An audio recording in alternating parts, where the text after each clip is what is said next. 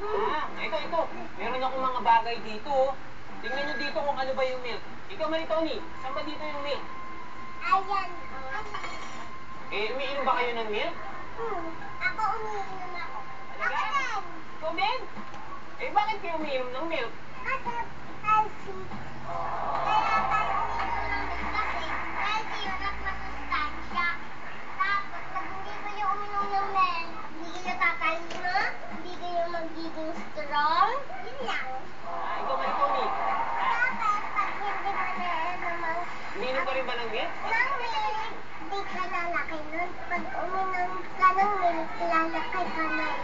Ikaw, Cheska, marunong ka ba magtimpla? Siyempre, Ikaw, Maritoni. meron na.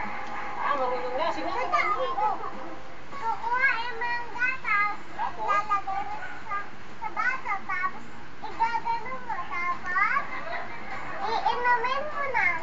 Tawagin natin si Ate Dea para magtimpla ng gatas. Pure milk. Si Dea, turuan mo kami magtimpla ng gatas.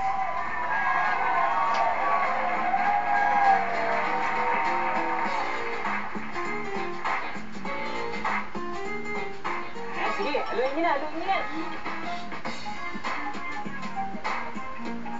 Yan, nakita nyo? Ang galing magtimpla ng gatas ni Maritoni tsaka ni Cheska, no? Yan. Kita nyo rin ba na hindi nilagyan ni Maritoni tsaka ni Cheska ng asukal yung gatas? Kasi yung tinimpla nilang milk ay birch tree. Ang sarap, Papa. Sarap! Kasi 100% pure milk yung birch tree. Cheska, sigurado kayong milk lang yung iniinom nyo? Papa. Wow! Milk lang talaga, promise. Parang milk na galing sa cow. Wow! Hindi na, sigurado ko yung milk talaga yan, ha?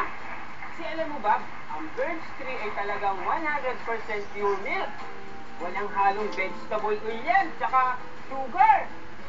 Kaya lasap ang 100% pure milk.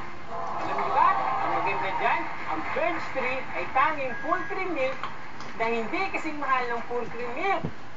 Kaya kayo mga mamis, ano pang hinihintay nyo? Mag-birch tree na rin kayo!